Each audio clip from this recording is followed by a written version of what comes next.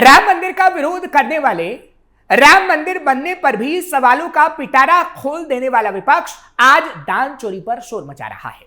खुद को हिंदुओं का संरक्षक बता रहा है।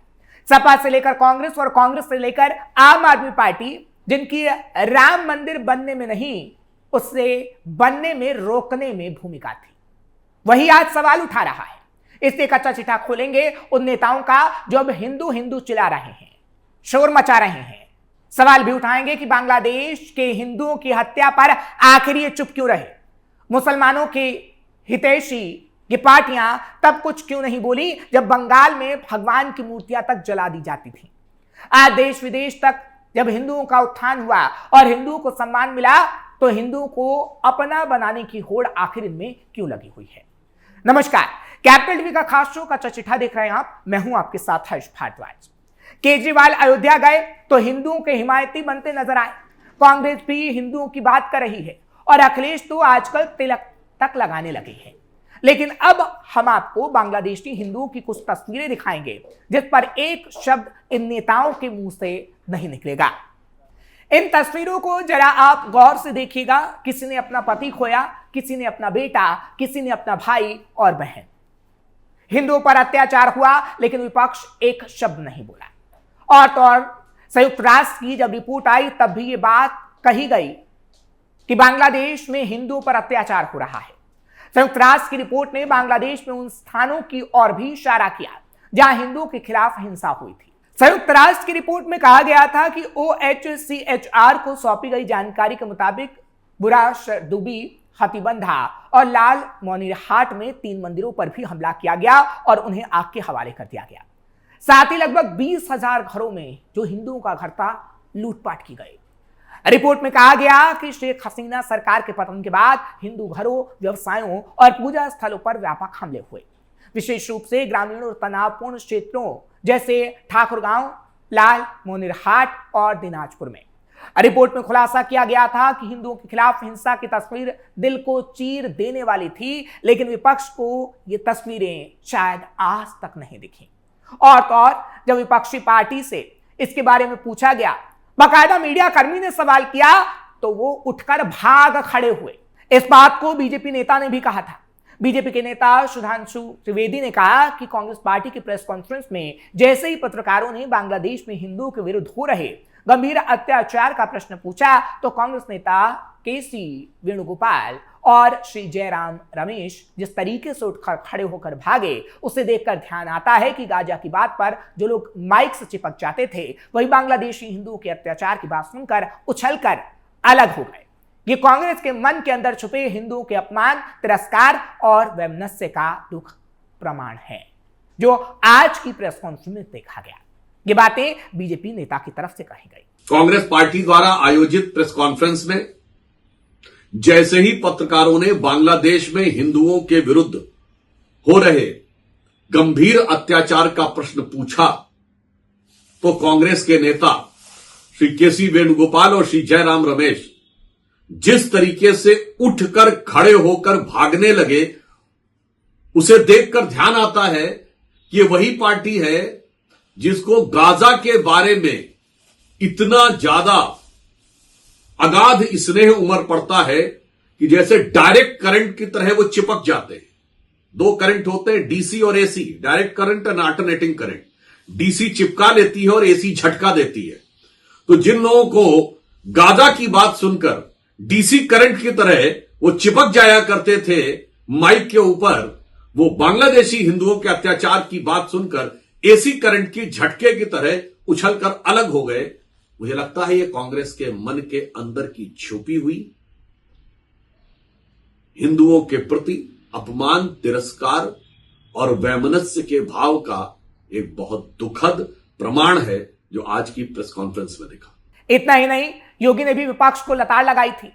बांग्लादेश में हिंदू मारे जा रहे हैं, आप लोग नहीं बोलेंगे, जबकि गाजा के मुद्दे पर कैंडल मार्च निकालते हैं। योगी ने विधानसभा के अंदर कहा था।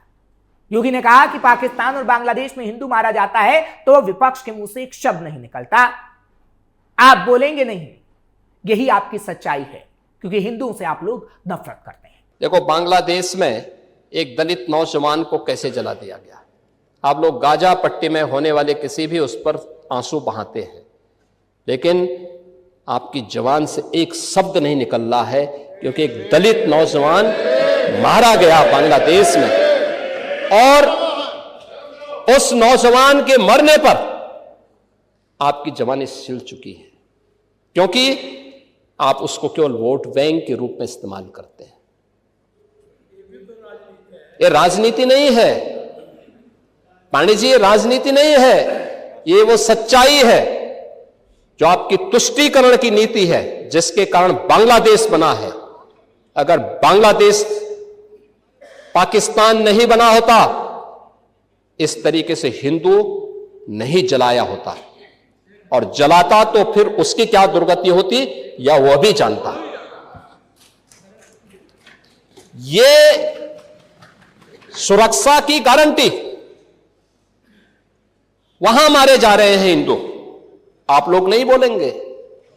एक कैंडल मार्च निकाल के चलते हैं गांजा के मुद्दे को लेकर के, लेकिन पाकिस्तान और बांग्लादेश में हिंदू मारा जाता है तो आपके मुंह बंद हो जाते हैं। फिलहाल ये तब के हालात हैं जब यूनुस के हाथों में बांग्लादेश था, लेकिन अब हालात बदल रहे हैं, और क्यों बदल रहे हैं वो भी जान लीजिए। क्योंकि मोदी सरकार ने हिंदुओं की हो रही हत्याओं को लेकर सवाल उठाया और बांग्लादेश से बातचीत की। अगस्त 2024 में बांग्लादेश में तख्ता पलट के बाद से प्रधानमंत्री नरेंद्र मोदी ने बांग्लादेश के शीर्ष नेतृत्व से कई बार फोन पर बातचीत और मुलाकातों के जरिए वहां के हिंदुओं और अन्य अल्पसंख्यकों की सुरक्षा सुनिश्चित करने के लिए कहा। पीएम मोदी ने लाल किले से अपने संबोधन में भी कहा था कि 140 करोड़ भारतीय बांग्लादेश में हिंदुओं की सुरक्षा को लेकर काफी चिंतित हैं।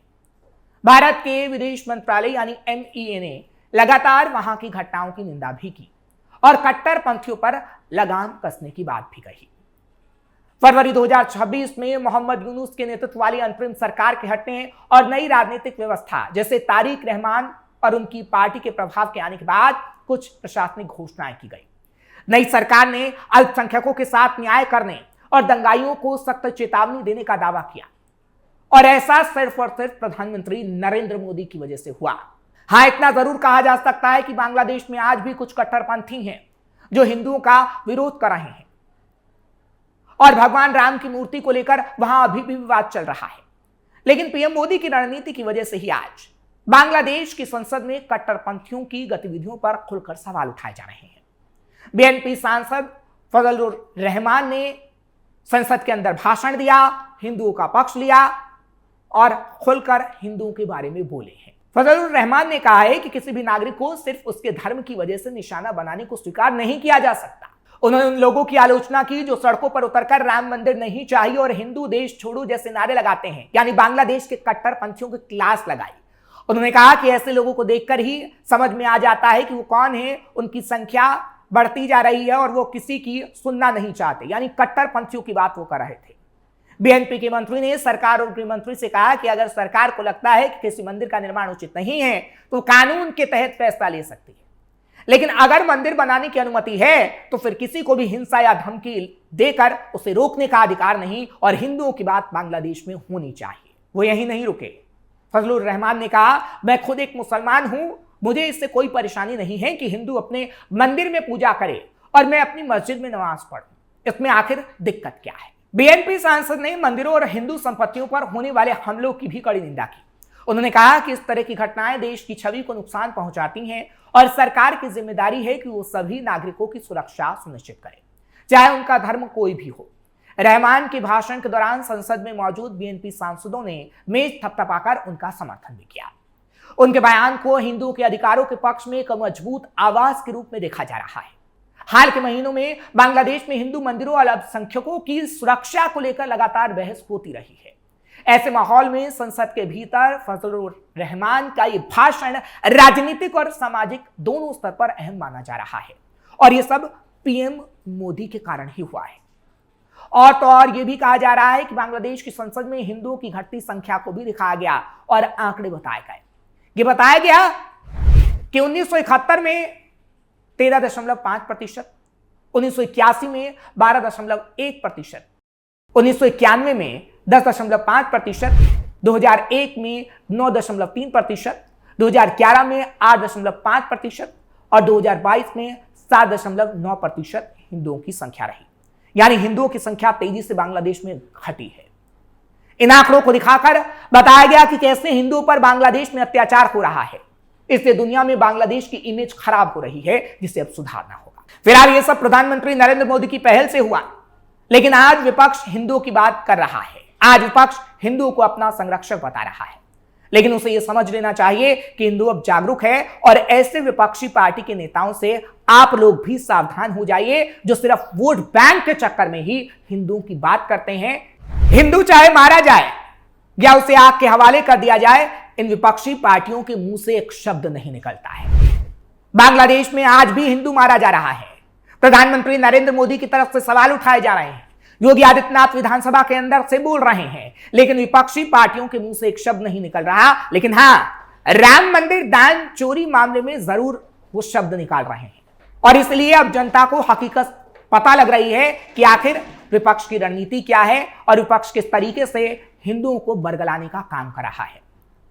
लेकिन ना तो उनकी रणनीति काम आएगी और ना ही हिंदू उन पर विश्वास करेगा, क्योंकि आज कच्चा चिट्ठा इस विपक्ष पार्टी का हमने खोल दिया है। आपको ये खबर कैसी लगी कमेंट सेक्शन में जरूर बताएं। खबर को लाइक शेयर करें। कैपिटल टीवी को सब्सक्राइब करना मत भूलिएगा।